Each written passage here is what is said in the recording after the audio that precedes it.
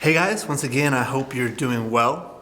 Seems to be the theme as I always begin. Maybe I'll try to come up with a creative theme next time, but excited to get to talk with you guys again this evening, this afternoon, whenever you're able to watch this. Sitting this week in the guys sort of area with some of the junior high guys, senior high guys. I'm thinking about them, praying for them specifically, and hopefully I'm really anticipating and looking forward to a time, sometime, Lord willing, soon, where these chairs won't be empty and paper names will not be what I'll be seeing. I'll be seeing your faces, and I cannot wait for that moment. We're going to do something different here at the beginning, and here in just a second, I'm going to dovetail or head over, do a different video tied into this one with Chloe. Chloe and Carter loved what they did last week, and I thought I would do something with Chloe this week that you guys, I think, hopefully will enjoy. Maybe you'll think it's a little silly. But when Chloe was little, very little, I made up a story. Chloe used to always, when she was very little, would look like this all the time. And so she had like what we call a furrowed brow. That brow was sort of wrinkled up. And most of the time that was her poopy face. But she also had a lot of other times. And so I made up a story. And so in a little bit here, we'll go over to that and you'll watch. Hopefully Chloe loves this story. She asks for me to tell her this story often. So you guys will get to be a part of that story maybe and enjoy some time going to see Chloe and sort of seeing how we act as a family and all its craziness. So now we'll go over to that and you'll get to hear the story of the princess and the furrowed brow. All right, so I'm here with Chloe wearing her mermaid shirt, and we're about to tell you the story of the princess and the furrowed brow. Do you like this story? Yeah. We made it when Chloe was very little, so we'll see if I remember it all, and it always changes a little bit each time, all right? So long time ago, in a faraway land, there lived a princess, and that princess's name was Chloe. And her daddo was named King Daddo. And they lived in a beautiful land. And Princess Chloe was a beautiful, beautiful princess. With little hair things like this. And beautiful rosy cheeks just like this random girl. Your name's Chloe too. That's such a coincidence. Well, this land was so happy and wonderful. But there was one thing that made King Daddo sad. And that was Princess Chloe and all her beauty and all her grace and all her energy. She had a furrowed brow. Can you show them what a furrowed brow looks like? And no matter how hard the king tried, he tried tickling her, he tried telling her funny stories, making funny faces. Nothing could take away Princess Chloe's furrowed brow. So one day the king had an idea. He sent a decree out to everyone, the north, the south, the east, the west of his lands, those who were rich, poor, old, young, boys, girls, anybody, that whoever could come and take away Princess Chloe's furrowed brow would get half the kingdom.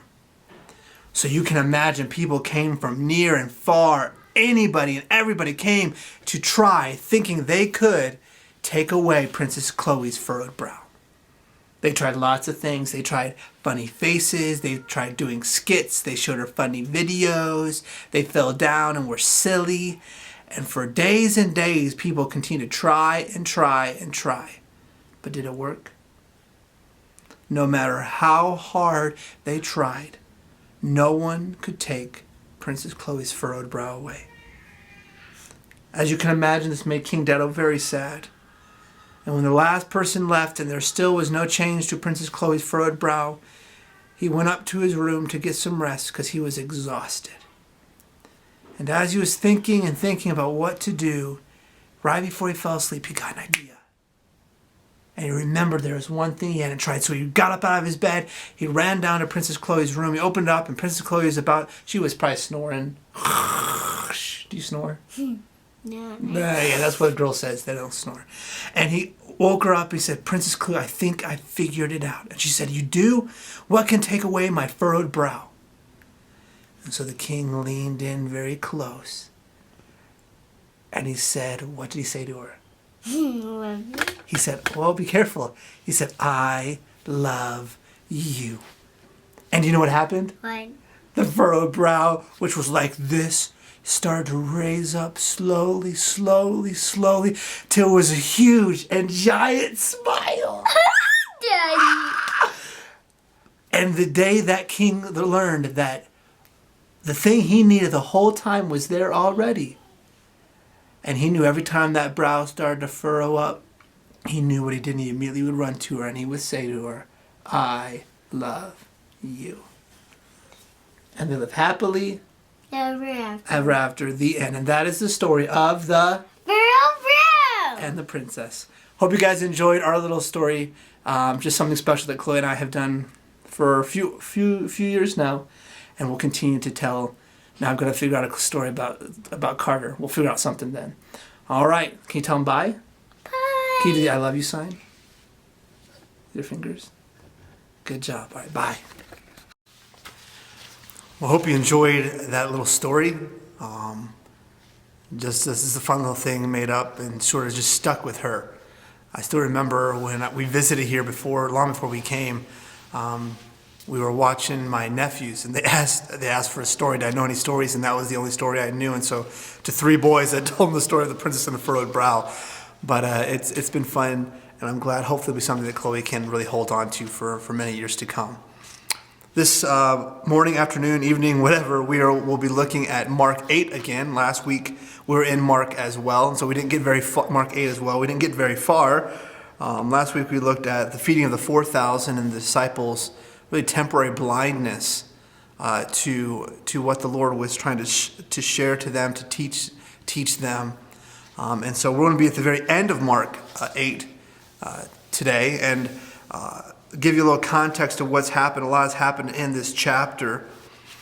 But if you remember, the disciples were sort of spiritually blind to Christ being able to provide for their needs and what he was trying to teach them, even after seeing him do these incredible miracles of feeding thousands and thousands of people.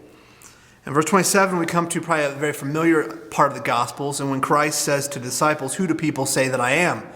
And the disciples give all these various individuals, "You're a prophet, you're Elijah." And then he looks at them and says, "Well, who do you say that I am?" And Peter, sort of as a spokesman for all of them, say, "You are the Christ, Son of the living God. You are the Messiah." And Christ says, "You've done well." And then right after that, Christ goes into verse 31 and for the first time really reveals sort of the true Messiah's purpose. Remember, the disciples thought that the Messiah was coming to build and establish an earthly kingdom there, to overthrow Rome and set Israel in that place of superiority. And yet, here, Christ says to teach them that the Son of Man must, he has to, it's inevitable, suffer many things, be rejected by the elders, by the chief priests, be rejected by the scribes, by the Pharisees, and be killed. And after 3 days, rise again. And he said this plainly. He wasn't trying through parables and through other means to give hidden meaning here. He was straightforward shooting. This must happen to that Messiah you just claimed. If you remember, Peter takes him aside and rebukes him. That goes against everything they thought in their mindset what the Messiah should be. This cross, this ultimate picture of ultimate pain and suffering. No, you're supposed to rule. And remember, Christ says to him, "Get behind me, Satan, for you are not setting your mind on the things of God, but on the things of man." And then he transitions right into something where we sort of separate. But it says this, "And then he, calling the crowd to him with his disciples, he said to them, 'If anyone would come after me, let him deny himself, let him take up his cross,'" tying in the previous passage, "and follow me. For whoever would save his life will lose it, but whoever loses his life for my sake and the gospel will save it. For what does it profit a man to gain the whole world and forfeit or lose his own soul? For what can a man give in return or exchange for his soul? For whoever is ashamed of me and my words in this adulterous and sinful generation, of him will the Son of Man also be ashamed when he comes in the glory of his Father with the holy angels." What Christ is telling these disciples as he transitions from must be killed and died is found in verse 34. He moves into this transition. Is showing really this, that the cross is necessary not only for Christ, but for his disciples as well.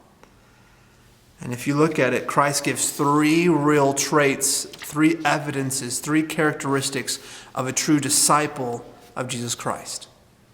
And if we are Christians, that is what we are called to be. So as we look at these three statements, hopefully you can ask yourself and look in your own heart, am I a true right now follower of Christ? Number one, he says, if anyone would come after me, let him, number one, deny himself. The idea of denying himself is to renounce the claims of self. To say, I am no longer the most important person in my life. You know, that thought, that statement, maybe for some of you even puts the hair on your head. It goes against, it's countercultural to everything we are taught. We are taught in our culture that you are the master of your own fate. You are the one in charge of your life. You only live once. You take the bull by the horns and you grab it and you do what's best for you. And yet, number one, Christ says, if you're a follower of me, you will deny yourself. I wrote down here under this, that means I need to turn away from the biggest idol in my life, and that is me. You think about the life that you live, or even the day that you just had, and how much of your life was geared about what is best for you. Please understand, God says we are supposed to be stewards of our lives. That means we should be taking care of ourselves, and we should be giving ourselves the best opportunity to serve him. And there's where the difference is. Why do I need to pursue health? Because, well, I want to be fit. I want to look good. I want to be able to get that promotion because of my showing my self-discipline. Here, why should I strive? Man, I'm not healthy. Well, I need to be healthy now because I have a life to live for Jesus. It's not about me. Why should I be kind to my wife? Why should I be forgiving to my children? And because when I do that, then it's not, the conflict's not as bad. My wife's not always on my back. My children aren't maybe always scratching the walls or ripping their hair out, or me ripping my hair out. Those motivations are very exterior. If I'm going to do that because I want to represent Christ well as an ambassador of Jesus, as 2 Corinthians 5 talks about. I want to show Christ's forgiveness to my children so that they see a glimpse, a very tiny, imperfect glimpse of Jesus. Do you see how the motivation changes? All the decisions we do in our life, we normally do for our own benefit, our own glory. And Christ says, if you're following after me, a true disciple denies himself.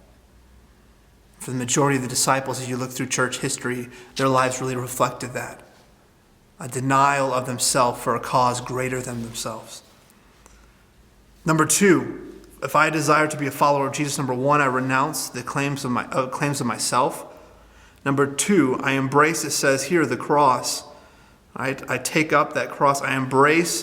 What does it mean by taking the cross? The cross was the ultimate picture of shame and suffering. And so if I'm going to be a follower of Christ, I need to embrace that shame and suffering tied to being a disciple of Jesus. I need to grab hold of the shame and suffering that goes into that calling as a part of me being able to a minutest detail, experience what Christ went through. That he would count me worthy to be able to suffer for his name's sake.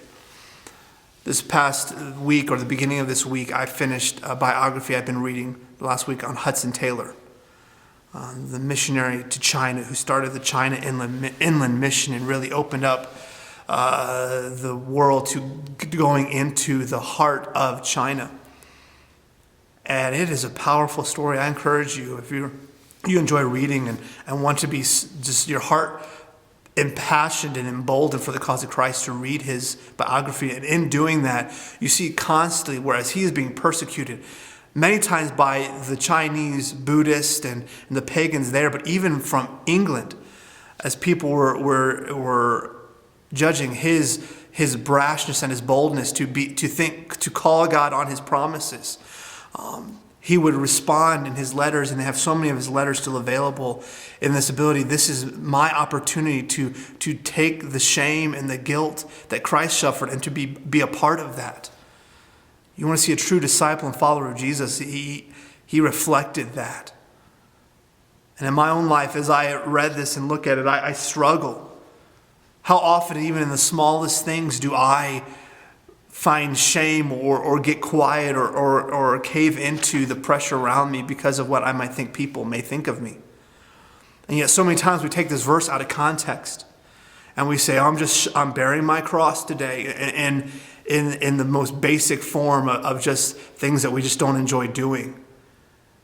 Yet teens and parents, I encourage you, when we do that, we cheapen the cross. We make light of it. And I will say, as standing before you or sitting before you, I've done that myself. This embracing the cross, when the disciples heard it, the cross has become watered down to us throughout the generations. For them, it was such a smack in the face to think of embracing that. That'd be like saying, I'm going to embrace the electrical chair and what comes with it. I mean, that still doesn't even do it, because for the most part, maybe that's humane. I don't know. But the most severest form of punishment and pain, Christ says you embrace it. Teens, parents, are you willing to embrace the shame and suffering that will come? And I think as our culture continues on the path that it is going, we will see that even more and more evident. Are you willing, and are you right now embracing that shame and sorrow and suffering that comes with the cross? Luke's account of this actually said that we should embrace the cross or take it up daily. This is something daily when we wake up in the morning needs to be a part of our prayer life. Lord, today help me to embrace the cross in whatever form it may come in. If it comes in losing a job promotion, if it comes in losing an Instagram follower, if it comes in my children maybe not responding right in something that I have to stand for because of who you are and what you call me to. Whatever it may be today, in whatever form or fashion it may come, Lord, help me today to embrace it, to take it up. In our culture, we struggle to understand this, and yet daily we need to be saying, Lord, help me to.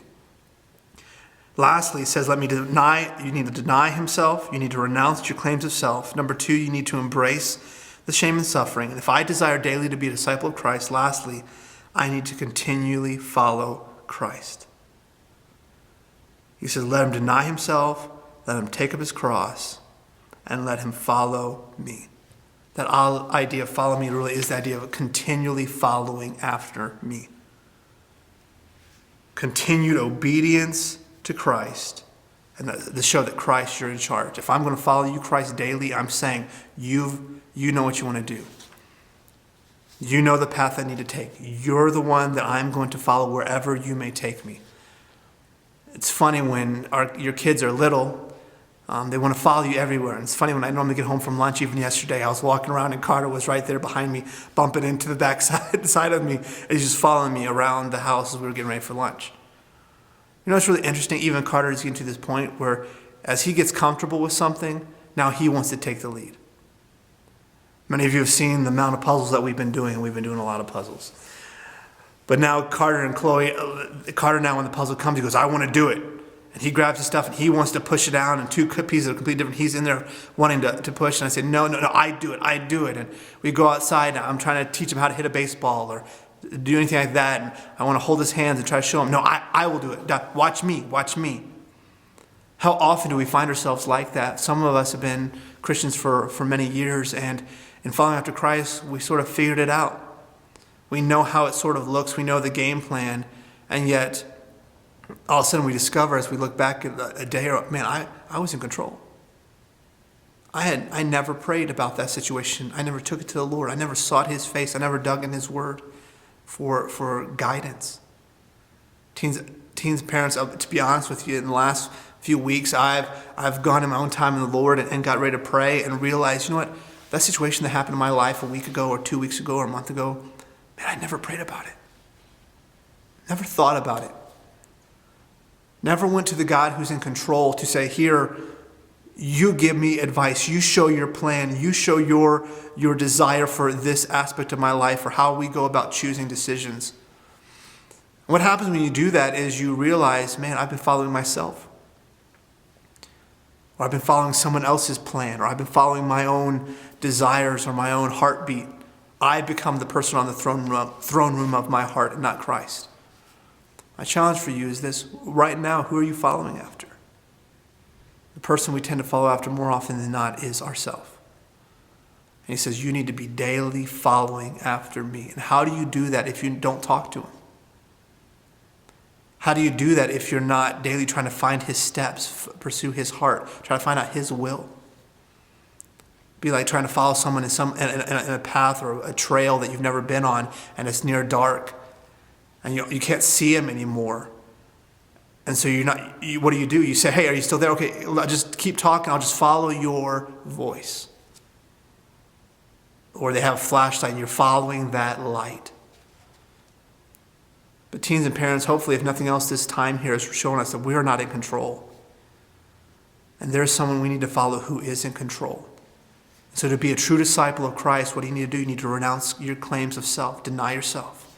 You need to embrace the cross and the shame and suffering that it comes with. And you need to continually follow after him. At the end here, right after this, he sort of gives these 4 statements. As sort of to reinforce what he said and why it's so important. We'll go through these quickly. Verse 35 says this, For whoever would save his life will lose it. But whoever loses his life for my sake and the gospel will save it. Really here with the word life, he's talking about 2 different lives.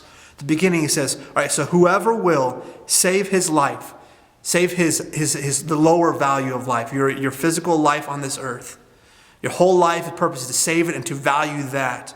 Ultimately, you'll lose it. But whoever loses that life, says that life is not for me. I am focused on something eternal. And what's the motivation? Who's going to lose his life for my sake? Lose his life for the gospel's sake? Will save it. There are unbelievers in our world who have given their life to certain goals, certain aspirations. And they have given their life. So, my life has no value. This project, this purpose, this mission has it all. Even in that is not enough. Whoever will lose and give up their life, their eternal soul, that physical life, for my sake, for the gospel's sake, they will actually save their life, that eternal soul. He goes to the next one. For what does it profit a man? What value, what gain does it happen if a man or a woman gains the whole world? Now you understand that's not going to happen. He's giving you an extreme. Even if someone gained the whole world, had the whole world at their disposal. But it says in the next statement, but loses his own soul. All right? So verse 36, for what does it profit a man who gains the whole world and forfeits or loses his soul? So what true gain is there? In the side margin of my Bible, or my little journal thing of Mark here, I wrote this. I put the value of the whole physical world, the whole physical life. And then I put the little math less than sign, your eternal soul. Once again, he is trying to get his disciples' mindset on the eternal. And if you have that eternal focus, you're able to take on shame and suffering. If you have the eternal focus, you're able to realize your life is a drop in the bucket for eternity. Eternal focus, you realize you need someone to follow you that can only get you there. All right? Then it moves on to verse 37. For what can a man give in return for his soul? This is entirely rhetorical and completely obvious. Nothing. What I just said, even the eternal world, having everything, is less than your eternal soul. So you can't even give anything in exchange. You can't even do like little trades in elementary school. I'll give you 1 Pringle for 2 Cheetos, or 1 Twinkie for your whole lunch, whatever it might be. You can't do it. And then verse 38, he gives the last one. For whoever is ashamed of me and is ashamed of my words, in this adulterous and sinful generation, of him will the Son of Man be shamed. What a thought. That the fear and shame that we put in for the relationship that we have with Jesus and how it's going to be perceived by those around us. He said, whoever is ashamed of me, who is ashamed of my gospel, my word, in this, and he says adulterous and sinful generation. See if this sounds familiar. Really the idea is this. In this spiritually unfaithful, And in this immoral generation, right where we are, of him will the Son of Man be shamed when he comes in the glory of his Father with the holy angels. Christ is saying here that the way of the cross is the way of glory. Makes no sense in our world, in our view, and in their culture. I would say it made even less sense in their minds that the cross was the way to glory. Yes, believers, we already know that for salvation. We know that the cross, that's how Good Friday is good, because that cross led and paved the way for our opportunity to experience eternity with him. But as believers, we need to realize that cross is going to be a part of our life. Not in the fact that we save ourselves, but in that embracing that daily shame and suffering that is tied into that cross. We are becoming more and more like Jesus. You understand that was the goal of the disciples. You know, the word disciple did not happen once Christ came. It was used before of those following after certain Pharisees, certain leaders. And the whole idea was when you became a disciple, your whole goal was to think, talk, act, and live like the person you were following. If we were to be disciples of Jesus, we should be daily denying ourselves and saying, I am not the king of my life. I am not the queen of my life. Daily embracing whatever shame and suffering comes with being a believer and not cheapening that. And thirdly, daily pursuing and following after Jesus. That is the mark of a disciple. So as I looked at this in my own devotional life, my challenge to you and yours is, right now, in what areas are we not following after Christ? Does your life reflect that of being a disciple?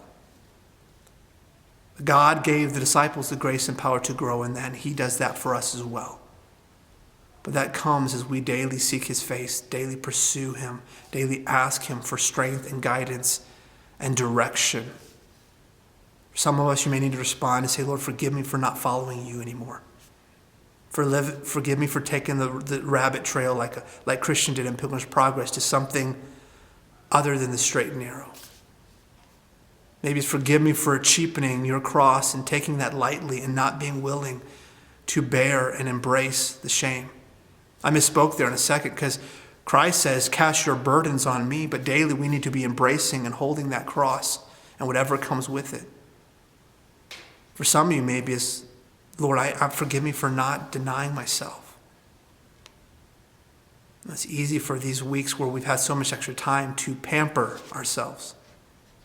And there's nothing wrong with enjoying things and enjoying some extra freedom that comes with that and what goes with it. But this should also be a time of great growth in Christ. Are we pampering ourselves? Are we growing in Christ? Just some thoughts the Lord has been teaching me through Mark. And it's amazing how a book that you've read before and you know the gospel so much can really open your heart and eyes to areas in your life that you need to continue to grow in. Let's pray. Dearly Father, may each one of us who claim to be a Christian be willing to be a true disciple of yours, a true follower of you. You made it so clear. You didn't mince words. You didn't try to use trickery. You just said you need to deny yourself, take up your cross, and follow me. Those three things sound so simple, but if we're honest, are so hard. Because our flesh fails. Our spirit may even be willing, but our flesh is so weak. Give us grace. Give us strength to deny and see ourselves for who we are apart from you. Embrace whatever results or consequences come from being a Christian, and daily, minute by minute, hour by hour, be following you, because you alone are in control. You alone know the path that we should take. You alone will bring us forth. You alone will try us, take out the dross, and refine us to be like gold. Thank you, Lord, for all that you're doing. In Jesus' name I pray. Amen. Hope you guys are all doing well. I always enjoy hearing from you, so feel free whenever to give a shout out or a text. I try to regularly to do that, and I've been working through teens, so if I haven't yet, forgive me, but hopefully I'll get there soon.